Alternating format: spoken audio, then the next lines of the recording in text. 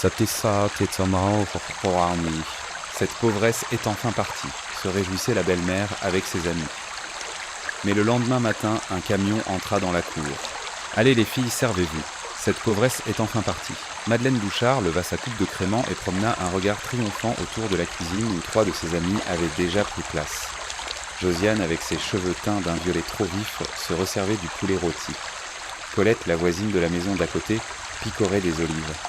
Mireille, petite femme silencieuse dans une robe bleu marine, remplissait les verres avec application. Camille se tenait dans l'encadrement de la porte. À ses pieds, 4 cartons étaient fermés à la hâte avec du ruban adhésif posé en croix. Son manteau d'hiver avait été jeté sur le dessus, une manche traînant sur le carrelage. « Je ne suis partie nulle part, Madeleine, dit-elle doucement. Je viens seulement de rentrer du travail. »« Les affaires sont prêtes, répondit sa belle-mère sans même se retourner. Antoine m'a aidé. Tu prends tout ça et tu t'en vas. Il n'y a plus rien pour toi ici. » Les amis étouffèrent un rire. Josiane fit claquer sa langue contre son palais et hocha la tête comme si elle assistait enfin au dénouement attendu d'un feuilleton. Camille entra dans la cuisine. L'air sentait le poulet rôti, le crément bon marché et le parfum entêtant que Madeleine mettait pour les anniversaires, les baptêmes et les repas de famille. « Où est Antoine ?»« Au garage, ma petite. » Madeleine se retourna enfin. Sur ses lèvres flottait ce sourire que Camille connaissait depuis 5 ans, un sourire assez poli pour être montré aux voisins et assez froid pour lui nouer l'estomac. « Il est d'accord avec moi. C'est fini ma grande. Vous avez essayé de vivre ensemble, ça n'a pas marché. Il faut savoir tourner la page. » Colette reposa sa fourchette et prit une mine compatissante. « Camille ne te met pas dans cet état. C'est peut-être mieux pour toi. Tu rencontreras quelqu'un de ton milieu. Ici, tu as toujours eu l'air d'une ombre, sans famille, sans maison, sans rien à toi. Sans famille, sans maison, sans rien à elle. » Camille entendait cette formule depuis le premier jour où elle avait franchi le portail de cette maison de jouer les tours. Madeleine l'avait répété si souvent qu'elle avait fini par devenir aux yeux du quartier une sorte de vérité officielle. « Mon téléphone n'a plus de batterie, dit Camille, d'un ton égal. Je vais appeler Antoine depuis le fixe. Ne touche pas au téléphone. » La voix de Madeleine claqua si fort que Josiane sursauta. « Ce n'est pas ta maison. Ce n'est pas ton téléphone. Tu as compris ?» À cet instant, Camille comprit autre chose. Elle ne comprit pas seulement qu'on la chassait. Elle comprit que tout avait été préparé, décidé en son absence, mise en scène devant témoins. Elle regarda les 4 cartons dans l'entrée. 5 années de vie résumées en 4 cartons. « Vous avez fait vite, dit-elle. Ce matin, tout était encore dans les placards. » Madeleine hésita. Une fraction de seconde, pas davantage. À quoi bon traîner? Quand une décision est prise, on agit. Qui a pris cette décision? Mon fils et moi. La famille. La voix de Madeleine monta d'un cran. Et toi, dans cette famille, tu es quoi exactement? Autour de la table, les conversations cessèrent. Mireille versa encore du crément pour se donner une contenance. Camille prit un verre dans le placard, le remplit d'eau au robinet et le but lentement. Ses mains tremblaient un peu, mais ce n'était pas de peur. C'était parce qu'elle voyait enfin les choses avec une netteté presque douloureuse. « Très bien, dit-elle.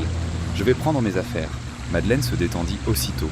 Voilà qui est raisonnable. « Mais je vais d'abord vérifier ce que vous avez mis dans les cartons. » Camille retourna dans l'entrée, s'accroupit et arracha le ruban adhésif du premier carton. Madeleine surgit derrière elle si vite qu'elle faillit trébucher sur le seuil. « Ne défais pas tout, ce sont tes affaires. Je les ai rangées moi-même. » Justement, répondit Camille en levant les yeux. « C'est bien pour cela que je vérifie. » Dans le premier carton se trouvaient de vieux pulls de mug et un sèche-cheveux. Dans le deuxième, des livres des chargeurs et une pochette contenant ses papiers courants. Camille examinait chaque objet avec calme. Derrière elle, la respiration de Madeleine devenait de plus en plus lourde. « Tu comptes fouiller longtemps? Vous êtes pressé? J'ai des invités. » Alors retournez auprès d'elle. Madeleine resta encore quelques secondes, renifla avec mépris, puis repartit vers la cuisine. Des chuchotements suivis d'un petit rire traversèrent aussitôt le couloir. Dans le troisième carton, sous une vieille serviette, Camille trouva ce qui n'aurait jamais dû s'y trouver. Sa chemise bleue à élastique. Celle qu'elle gardait toujours sur l'étagère la plus haute de l'armoire sous une pile de linge. Personne à sa connaissance ne savait qu'elle était là. Quelqu'un l'avait sortie. Quelqu'un avait fouillé dedans. Camille défit lentement l'élastique et parcourut les documents. Son cœur manqua un battement. Il en manquait un. La convention concernant la rénovation complète du premier étage, que Madeleine appelait encore le 2e niveau, avait disparu. Ce document portait la signature de Camille, celle de l'entreprise et surtout celle de Madeleine. Il indiquait noir sur blanc l'origine des fonds et prévoyait qu'en cas de vente de la maison, les sommes engagées par Camille lui seraient remboursées. Madeleine appela-t-elle en se relevant la chemise à la main. « Où est la convention de travaux ?» Dans la cuisine, le silence tomba. « Quelle convention ?» répondit la belle-mère après un délai trop long. « Vous savez très bien laquelle. » Madeleine apparut dans l'encadrement de la porte. Pour la première fois de la soirée, quelque chose qui ressemblait à de l'inquiétude traversa son visage. Ce ne fut qu'un éclair, mais Camille le vit. Je ne sais pas de quoi tu parles. Prends tes cartons et pars. Il se fait tard. Je ne partirai pas tant que je n'aurai pas retrouvé ce document. Quel document? Tu perds la tête. Madeleine se tourna vers la cuisine. Vous entendez ça, les filles? Je l'aide à faire ses bagages et elle m'accuse de vol. Je n'ai pas parlé de vol, répondit Camille. C'est vous qui venez d'employer ce mot. Colette, qui aurait mieux fait de garder le silence, intervint d'une voix hésitante. Madeleine, pourtant, cet après-midi, tu disais bien qu'il fallait faire disparaître certains papiers de Camille. Taise-toi. La brutalité de la réponse fit tousser Colette. Camille regarda lentement les deux femmes. Que fallait-il faire de mes papiers, Colette? Personne ne répondit. On n'entendait plus que le robinet qui goûtait et le tic-tac de la vieille horloge comtoise achetée l'année précédente par Madeleine avec l'argent qu'elle prétendait ne jamais avoir. « Je crois que je vais rentrer », murmura Colette en se levant. Elle fila vers la sortie sans regarder Camille. La porte claqua derrière elle. Madeleine resta dans le couloir. Son sourire avait disparu. « Écoute-moi bien, dit-elle à voix basse. Tu prends tes cartons et tu t'en vas gentiment. Sinon les choses vont devenir beaucoup moins agréables pour toi. » Camille serra la chemise bleue contre elle. « Où est la convention ?» Madeleine s'approcha jusqu'à ce que l'odeur du crément et du parfum trop fort envahisse l'espace entre elles. « Il n'y a jamais eu de convention, articula-t-elle. Tu n'es personne ici. Tu es arrivé les mains vides et tu repartiras les mains vides. Si tu cherches des ennuis, je te promets que tu le regretteras. » À cet instant, une clé tourna dans la serrure. La porte d'entrée s'ouvrit. Antoine se tenait sur le seuil. Il s'immobilisa en regardant sa mère, sa femme, les cartons éventrés et la chemise bleue entre les mains de Camille. Son visage hésitant, coupable, incapable de soutenir son regard, lui donna toutes les réponses. Il savait depuis le début. « Camille, bredouilla-t-il, pourquoi tu rentres si tôt? C'est encore chez moi, il me semble. Ou bien plus maintenant... Antoine regarda sa mère. Madeleine fit un mouvement presque imperceptible de la tête. Ce minuscule geste suffit. Ils étaient ensemble dans cette histoire. Depuis longtemps. Peut-être depuis le commencement. « Camille, viens, on va parler, » dit Antoine en essayant de lui prendre le bras. Pas devant tout le monde. Elle se dégagea. « Devant tout le monde, c'est gênant. Ta mère n'était pourtant pas gênée de me traiter de pauvresse devant ses invités. » Depuis la cuisine, Josiane le lança. « Madeleine, on devrait peut-être partir. C'est un peu embarrassant. » Personne ne part, trancha Madeleine. Cette comédienne va prendre ses affaires, ensuite nous finirons tranquillement la soirée. Camille regarda le couloir, les cartons, le ruban arraché, son mari qui évitait ses yeux, sa belle-mère dont la main tremblait légèrement autour de son verre. « Oui, c'est dit. » « D'accord. Je sortirai. » Madeleine expira soulagée. Son sourire réapparut. « Demain matin, poursuivit Camille. Il est tard et je n'ai aucune raison de me retrouver dehors en pleine nuit. Vous pouvez me supporter encore quelques heures. » « Certainement pas. » Maman intervint Antoine d'une voix faible. « Laisse-la dormir ici. Où veux-tu qu'elle aille à 7 heures ?» Madeleine lança à son fils un regard furieux, mais elle ne voulut pas contredire son image de femme respectable devant ses amis. « Une nuit, siffla-t-elle, sur le canapé du salon. Et demain matin, je ne veux plus voir une seule de tes affaires. Vous ne les verrez plus, promit Camille. Elle leva la chemise bleue. « Et ceci reste avec moi jusqu'à demain. » Elle entra dans le salon et ferma soigneusement la porte. Dans la cuisine, les femmes se mirent à chuchoter. Antoine resta un moment dans l'entrée, puis rejoignit sa mère. Camille s'assit sur le vieux canapé, posa la chemise sur ses genoux et, pour la première fois depuis son retour, s'autorisa à respirer. Elle sortit son téléphone, celui qui prétendument n'avait plus de batterie. L'appareil fonctionnait très bien. Camille avait seulement appris dans cette maison que moins elle en disait, plus elle avait de chances de protéger ce qui comptait. L'écran affichait 20%. Ce serait suffisant. Elle ouvrit une conversation avec un contact enregistré sous la simple lettre N et écrivit 3 mots. Demain. Je suis prête. 1 minute plus tard, la réponse arriva. Camion réservé pour 8 heures. Sois prête à 7 heures. Camille glissa le téléphone sous le coussin. Derrière la cloison, les verres teintaient. Madeleine, déjà bien échauffée par l'alcool, répétait à ses amis « Vous n'imaginez pas depuis combien de temps j'attendais ce jour. 5 ans à entretenir cette profiteuse. » Camille ferma les yeux. « Demain !» Il ne restait plus qu'à attendre le matin. Et le matin, un camion entrerait dans la cour. Madeleine Bouchard allait regretter amèrement de ne pas avoir laissé Camille partir dignement. Pour comprendre comment Camille en était arrivée à passer cette nuit sur un canapé qui n'avait jamais été vraiment le sien, il fallait revenir 5 ans en arrière, pas davantage. Toute son histoire dans cette maison pouvait tenir dans une mauvaise plaisanterie. Elle y était arrivée comme jeune mariée discrète avec 2 valises et un master de comptabilité obtenu avec mention. Ce diplôme n'intéressait personne ici. Ses parents étaient morts à quelques années d'intervalle, son père d'abord puis sa mère.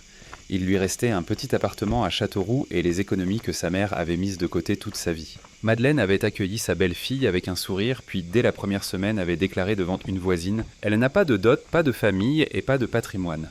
Mais Antoine est un brave garçon, il la nourrira. » Sans patrimoine. L'expression s'était collée à Camille comme une étiquette alors que la réalité était exactement inverse. Mais cela, personne ne le savait encore. Pendant 5 ans, Camille travailla comme comptable dans une petite entreprise de Tours. Elle se levait à 6 heures, préparait le petit déjeuner, faisait les courses, lavait le linge, repassait les chemises d'Antoine et les chemisiers de Madeleine. Son salaire était versé sur le compte commun du couple, compte que Madeleine surveillait presque autant que son fils. Dans une famille, tout est à tout le monde, répétait-elle. Ce qui est à moi est à vous, et ce qui est à vous est à moi. Dans les faits seuls, les revenus de Camille et d'Antoine étaient à tout le monde. La retraite de Madeleine, sa maison et sa vieille Peugeot restaient exclusivement à elle.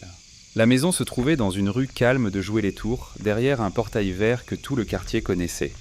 Le rez-de-chaussée, c'était habitable.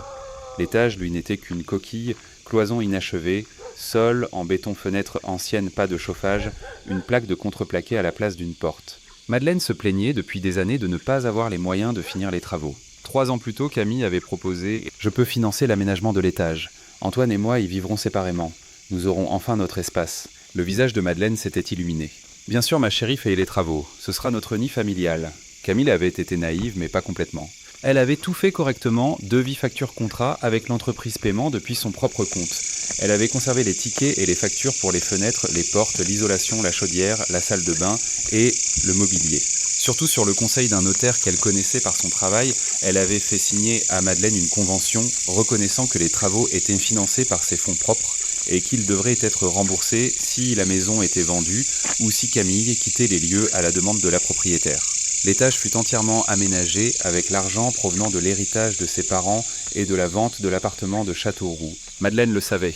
Pourtant, devant les voisins, elle racontait une autre histoire. « C'est moi qui m'ai tout payé pour installer mon fils. Je me suis privé pendant des années. Quant à ma belle-fille, cette pauvre fille est arrivée quand tout était terminé. » Camille se taisait, pour préserver la paix. Elle pensait que les paroles de Madeleine n'étaient que de la vanité. Elle se trompait. Sa belle-mère ne mentait pas seulement pour se donner de l'importance. Elle préparait le terrain. Les premiers soupçons apparurent 2 semaines avant la soirée des cartons. Camille entra dans une pharmacie près de la place de la Liberté et y croisa Sandrine Leclerc, une agente immobilière rondouillette qu'elle avait déjà vue plusieurs fois dans la cour avec Madeleine. « Ah, vous êtes la belle-fille de la maison de la rue des Tilleuls » s'exclama Sandrine. « Alors, vous avez enfin décidé de vendre » Camille resta immobile, une boîte de pansements à la main. « Vendre quoi ?» La maison, évidemment. Madeleine m'en parle depuis l'hiver. J'ai déjà 3 acheteurs intéressés. Elle tarde seulement à finaliser les papiers. La bouche de Camille devint sèche. Elle compte vendre quand ? Avant la fin du mois, je crois. Elle veut un appartement plus petit, peut-être vers Tours Centre. Elle dit que l'étage est magnifique depuis les travaux, ce qui augmente beaucoup la valeur. Sandrine baissa la voix.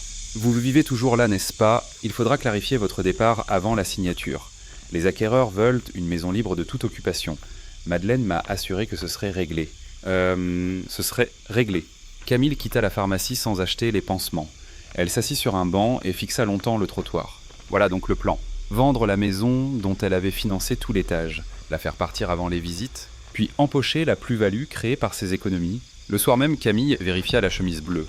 Tous les documents étaient encore là, la convention, les factures, les relevés bancaires, les attestations de l'entreprise, et autre chose que ni Madeleine ni Antoine ne semblaient se rappeler. Camille remit la chemise à sa place et commença à se préparer.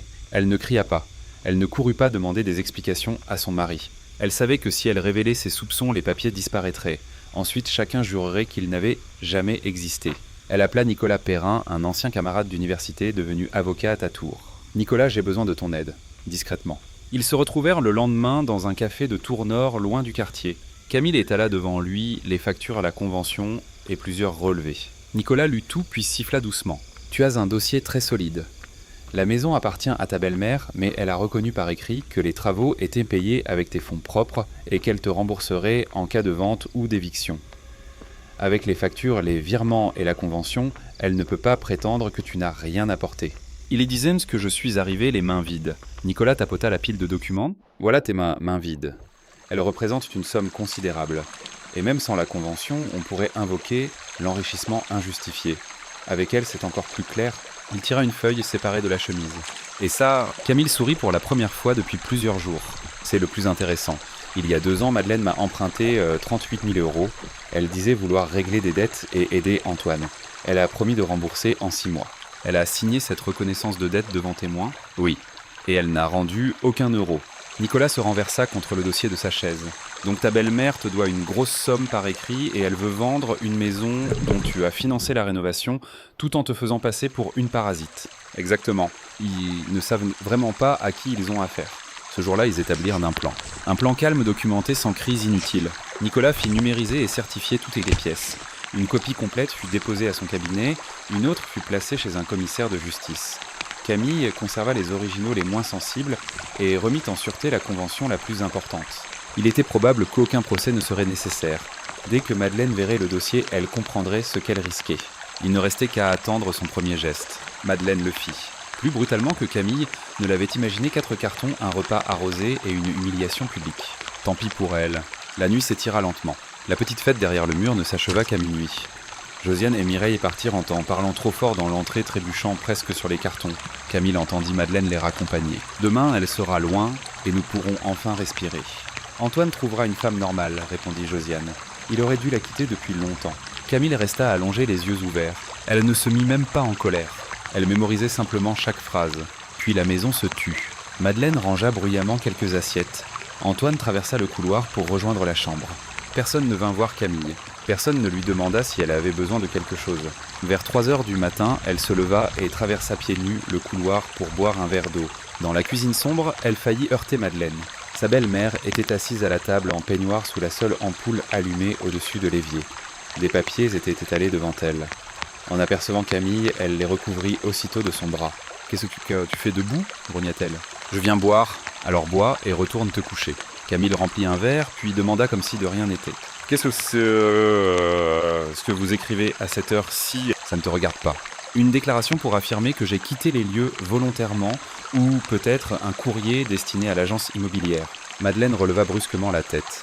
Dans ses yeux apparurent de la colère et quelque chose de plus fragile, la peur. « Comment tu sais pour l'agence ?» Camille haussa les épaules. « J'ai croisé Sandrine à la pharmacie. Vous voulez vendre la maison et vous avez besoin qu'elle soit vide. Je gêne les visites, alors vous me mettez dehors. » Le silence tomba dans la cuisine. Madeleine retira lentement son bras des papiers. « Oui, je veux vendre, dit-elle avec défi. C'est ma maison, j'en fais ce que je veux, tu n'es personne pour me donner des ordres. Et l'étage rénové, il est à qui ? Ah, moi, évidemment. Qui l'a financé ? Madeleine tressaillit, puis retrouva vite son aplomb. Moi. J'avais économisé pendant des années. Avec votre retraite, Camille s'assit en face d'elle. Les fenêtres, l'isolation, le chauffage, la salle de bain, les sols, la cuisine, les meubles. Tout cela en 6 mois avec votre retraite. Taille-toi. La voix de Madeleine se brisa légèrement. Taille-toi et retourne dormir. Demain matin, tu débarrasses le plancher et je ne veux plus jamais te revoir. Camille se leva son verre à la main. Arrivée à la porte, elle se retourna. Vous savez ce qui est amusant, vous racontez à tout le monde que je suis arrivé ici sans rien. Pourtant, je pourrais expliquer le quartier qui a transformé votre étage vide en appartement. Je pourrais aussi rappeler qui doit de l'argent à qui. Madeleine pâlit. De quel argent tu parles ? Bonne nuit, Madeleine. Camille quitta la cuisine en la laissant seule devant ses papiers. Elle savait que sa belle-mère ne dormirait plus. Elle allait retourner dans sa tête cette phrase « Qui doit de l'argent à qui ?» Elle allait se souvenir de la reconnaissance de dette. Peut-être commencerait-elle enfin à avoir peur. Camille, elle se rendormit et dormit paisiblement jusqu'à 6h. À 6h30, elle était prête. Elle se lava, s'habilla, rangea soigneusement la chemise bleue dans son sac et rapprocha ses cartons de la porte. Non pas pour partir discrètement, mais pour qu'il ne gêne personne lorsque le véritable déménagement commencerait. Comme convenu, Nicolas lui écrivit « J'arrive, le camion est derrière moi. Ça va ?» Elle répondit « Je vais bien, je t'attends. » La maison dormait encore. Madeleine, après sa nuit blanche, ne s'était assoupie qu'à l'aube. Camille l'avait entendu tourner longtemps dans sa chambre. Antoine dormait de l'autre côté du couloir. À 7h45, une berline grise entra dans la cour.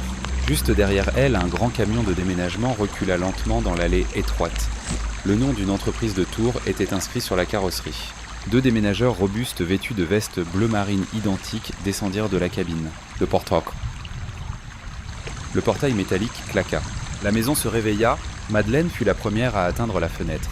Décoiffée toujours en peignoir, elle écarta le rideau, vit le camion et resta bouche ouverte. Qu'est-ce que c'est que...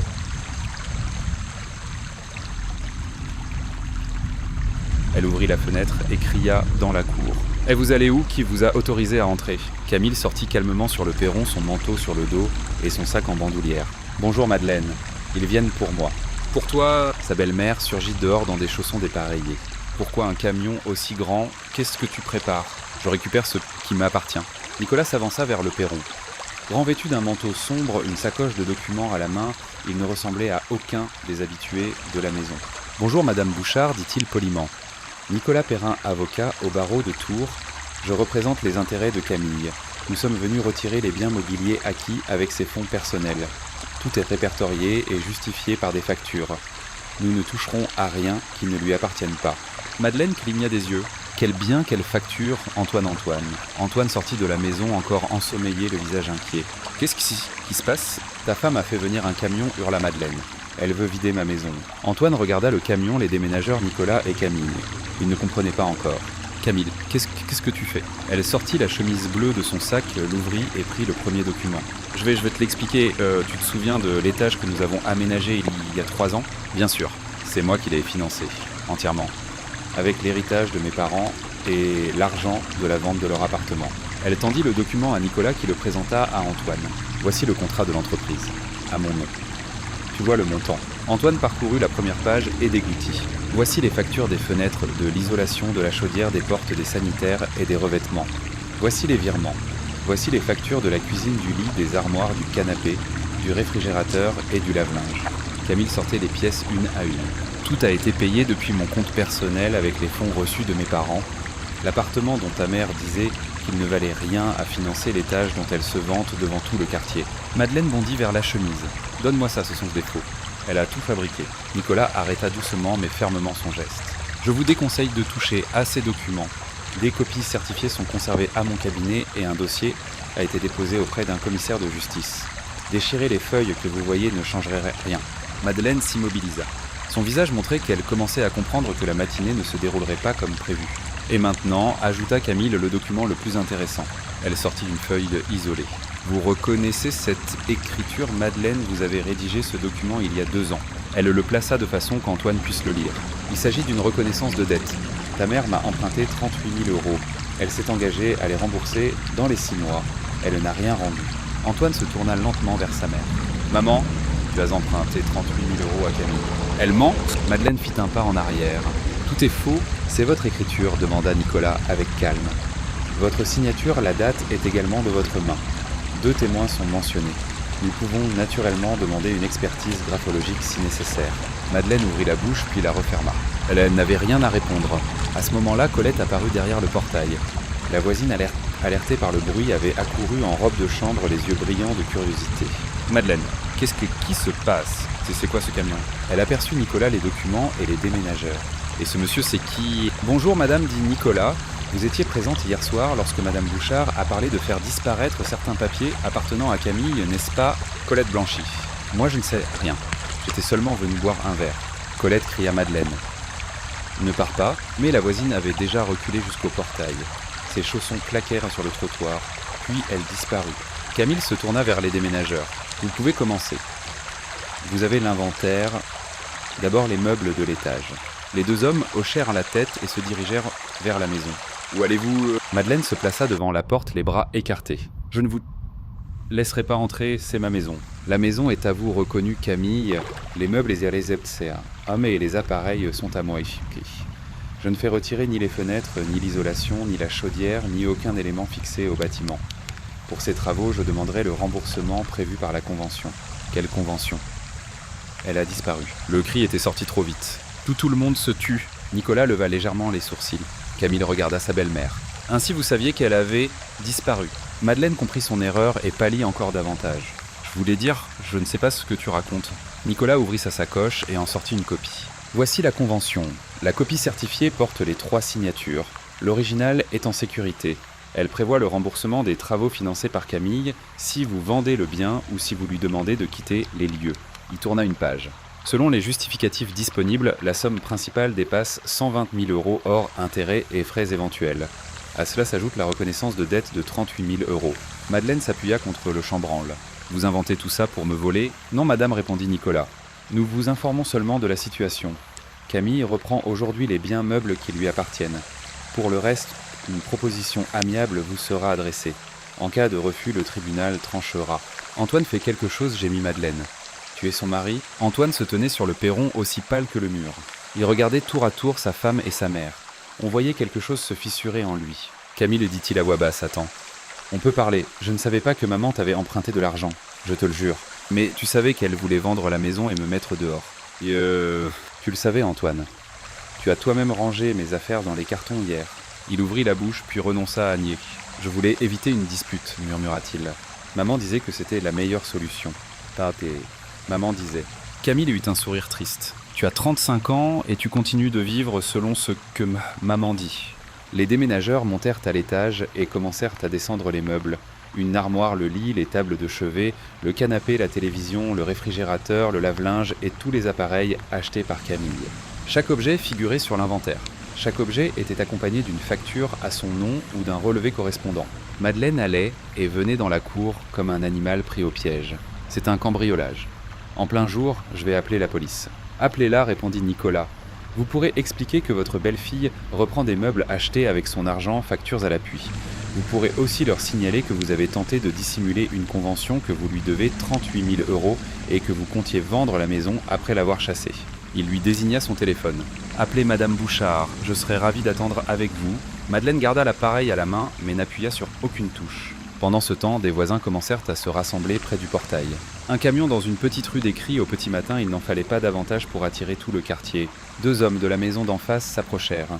Une femme tenant un petit chien s'arrêta sur le trottoir. Plusieurs rideaux bougèrent aux fenêtres. Madeleine, qui avait toujours cultivé l'image d'une propriétaire respectable, comprit que la scène se déroulait devant le public qu'elle redoutait le plus. « Qu'est-ce que vous regardez » cria-t-elle. « Occupez-vous de vos affaires. » Personne ne partit. Au contraire, d'autres voisins sortirent. Camille attendit qu'un déménageur franchisse la porte avec une commode, puis parla assez fort pour être entendu. « Madeleine, hier soir, devant vos amis, vous m'avez appelé la pauvresse et... » Les voisins se turent. Vous avez levé vos verres en disant « Cette pauvresse est enfin partie ». Vous vous en souvenez? Madeleine serra les lèvres. Eh bien, regardez attentivement. Cette pauvresse a payé l'aménagement complet de votre étage. Elle a acheté les meubles et les appareils de la maison. Elle vous a même prêté 38 000 € que vous n'avez jamais remboursés. Un murmure parcourut le petit groupe. Alors dites-moi, Madeleine, laquelle de nous deux vivait aux dépens de l'autre? La femme au chien secoua la tête. Madeleine, ce n'est pas possible. Vous nous avez toujours raconté que vous aviez tout payé pour votre fils. Taisez-vous, hurla la belle-mère. C'est une affaire de famille. Justement, répondit Camille. Hier soir, vous aviez choisi d'en faire une affaire publique. Je ne fais que répondre devant les mêmes témoins. Un voisin âgé eut un rire sec. Eh bien, Madeleine, vous faisiez la fière avec votre étage neuf. On comprend mieux maintenant d'où venait l'argent. Le visage de Madeleine se couvrit de plaques rouges. Elle avait passé des années à se comporter en reine de la rue des Tilleuls. Elle se tenait maintenant sur le perron en peignoir et en chaussons sous le regard moqueur ou réprobateur de ceux devant lesquels elle s'était tant vantée. Antoine, cria-t-elle une dernière fois. Fais quelque chose. Tu es un homme, oui ou non? À la surprise de Camille, Antoine répondit d'une voix fatiguée. Qu'est-ce que tu... C'est ça. Ah ça... Qu'est-ce que tu veux que je fasse, maman? Elle a raison. Ce sont ses affaires. C'est son argent, et cette dette, tu l'as bien signée. Tu prends son parti, je ne prends le parti de personne. Je suis juste épuisé. Tu m'as dit que nous avions tout financé nous-mêmes. En réalité, c'est Camille qui a payé presque tout l'étage. Il passa une main sur son visage. Je suis fatigué de tes mensonges. Madeleine porta une main à sa poitrine et vacilla théâtralement. Mon cœur, ma tension. Camille connaissait cette scène. Elle l'avait vue des dizaines de fois. Inutile de chercher le tensiomètre Madeleine. Vous êtes en meilleure santé que nous tous.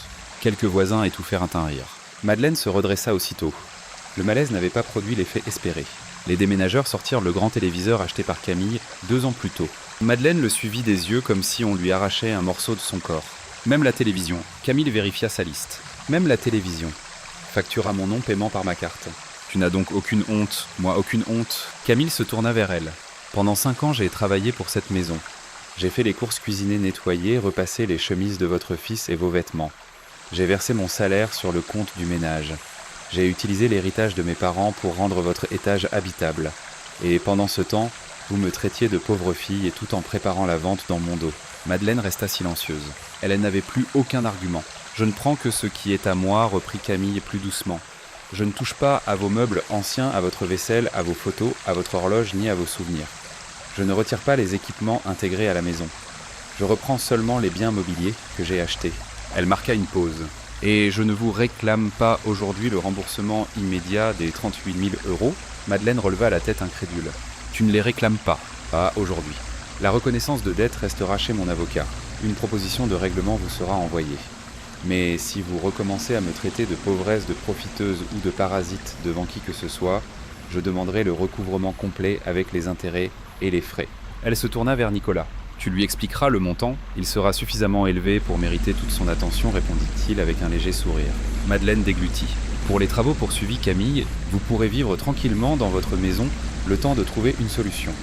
Mais si vous la vendez, la convention s'appliquera. Le notaire sera informé de ma créance et de la procédure possible. Elle regarda l'étage désormais presque vide. Vous retrouverez les pièces comme elles étaient, avant les meubles grandes silencieuses et beaucoup moins impressionnantes. Peut-être vous souviendrez-vous alors de la personne qui les a financées. Puis elle se tourna vers Antoine. Nous réglerons notre séparation correctement. Pars avocat sans cri. Je ne veux pas te détruire, mais je ne vivrai plus ici. Antoine hocha la tête. Les épaules basses, il ne ressemblait pas à un homme cruel, mais à un homme faible qui avait laissé sa mère prendre toutes les décisions à sa place. Camille, murmura-t-il, peut-être qu'on pourrait recommencer. Ailleurs, juste nous deux. Elle le regarda longtemps. Recommencer suppose que deux personnes fassent un phare. En fait, une erreur. Ici, mon erreur a été de croire que tu me défendrais un jour. La tienne a été de ne jamais choisir notre couple. Elle secoua la tête. Il n'y a rien à recommencer. Les déménageurs terminèrent de charger. L'un d'eux s'approcha. Madame Morel, tout ce qui figure sur la liste est dans le camion. Nous pouvons partir dès que vous nous donnez l'adresse. Madeleine se redressa brusquement. Quelle adresse? Tu n'as nulle part où aller. Cette fois, Camille sourit vraiment. Elle avait gardé son dernier atout pour la fin. Si Madeleine. Il y a 6 mois, j'ai acheté un petit 2 pièces à Tours, près du jardin des Prébandes. La mâchoire de sa belle-mère se décrocha. Tu as acheté un appartement, petit mais à moi. Je l'ai payé avec ce qui restait de l'héritage et un prêt à mon nom. Antoine n'est ni co-emprunteur, ni propriétaire. Et tu n'as rien dit. Vous auriez essayé de vous l'approprier, de le faire vendre ou de convaincre Antoine que je devais y loger toute la famille. Alors je me suis tu. Camille ajusta la sangle de son sac. J'ai appris auprès de vous que certaines informations doivent être protégées. Le déménageur referma le haillon du camion. Camille se tourna vers Nicolas. Merci, sans toi je n'aurais peut-être pas osé aller jusqu'au bout. Tu as tout fait toi-même, répondit-il. Je n'ai fait que mettre les papiers dans le bon ordre. Tu me suis... Oui. Je passe au cabinet récupérer les doubles, puis je te rejoins. Camille regarda une dernière fois la cour. Les voisins se tenaient encore près du portail, parlant à voix basse. Madeleine s'était assise sur la marche du perron. En quelques minutes, elle semblait avoir vieilli de plusieurs années. Son arrogance habituelle avait disparu. Antoine restait près d'elle, incapable de décider s'il devait rejoindre sa mère ou courir après sa femme. Au revoir, Madeleine, dit Camille. Merci pour la leçon. Sa belle-mère leva les yeux. Quelle leçon? Je sais maintenant exactement comment il ne faut jamais traiter les gens. Madeleine ne répondit pas. Camille contourna le camion, ouvrit la portière passager et monta dans la cabine. Le moteur se mit à gronder. Lorsque le camion s'ébranla, elle regarda une fois dans le rétroviseur. Les voisins commençaient à se disperser, secouant la tête. Madeleine était toujours assise sur la marche. Antoine fit un pas tardif en direction du camion, puis s'arrêta. Camille se tourna vers la route. Devant elle se trouvait son appartement avec ses murs clairs, sa petite cuisine et ses fenêtres donnant sur les arbres. Un lieu où ne flottait pas le parfum agressif de Madeleine. Un lieu où personne ne l'appellerait la pauvresse. Le quelques camion quitta la rue des Tilleuls et prit la direction de Tours. Ce matin-là, l'histoire se répandit dans tout le quartier avec une vitesse étonnante. On raconta comment Madeleine Bouchard, si fière de sa maison rénovée, avait vécu pendant 5 ans grâce à la belle-fille qu'elle traitait de parasite. On raconta comment cette belle-fille avait payé l'étage, acheté le mobilier et prêté une grosse somme à sa belle-mère. On raconta surtout comment un camion était arrivé à l'aube et avait emporté tout ce qui appartenait réellement à Camille, laissant Madeleine avec ses mensonges, ses pièces vides et une reconnaissance de dette parfaitement valable. Avant le soir, toute la rue connaissait l'histoire. Le week-end suivant, elle avait atteint les commerces du quartier et les rues voisines. Madeleine ne leva plus jamais son verre en annonçant que la pauvresse, elle était enfin partie. Ses amis cessèrent peu à peu de venir. Colette traversait désormais la rue lorsqu'elle l'apercevait. Josiane trouvait toujours une excuse pour refuser les invitations. Quand Madeleine allait acheter son pain, les voisins ne la regardaient plus comme autrefois. Camille, en revanche, gagna leur respect. Elle était discrète, disait-il. On la croyait sans défense. Mais elle n'a laissé personne l'écraser. C'était la vérité. Dans son appartement, Camille installa les meubles qu'elle avait choisis et payés. Elle posa la chemise bleue dans un tiroir fermé à clé, non par peur mais par prudence. Quelques semaines plus tard, Nicolas envoya à Madeleine une proposition amiable détaillant les sommes dues. La maison ne fut pas mise en vente. Pas encore. Madeleine comprit que la plus-value dont elle rêvait ne lui appartiendrait pas entièrement. Antoine accepta finalement une séparation par consentement mutuel. Lors de leur dernier rendez-vous, il demanda encore une fois pardon. Camille l'écouta sans colère. Elle lui pardonna peut-être au moins assez pour ne plus porter le poids de leur histoire. Mais elle ne revint pas. Un soir, alors qu'elle buvait un café près de la fenêtre ouverte, Elle entendit les cloches d'une église au loin et le bruit des voitures sur le boulevard. Son appartement était calme. Son appartement? Elle pensa aux 4 cartons préparés sans son consentement au crément servi pour célébrer son humiliation au camion qui avait franchi le portail au lever du jour. Puis elle sourit. Ils avaient voulu la chasser les mains vides. Ils n'avaient simplement jamais pris la peine de vérifier ce que ses mains avaient construit. Fine.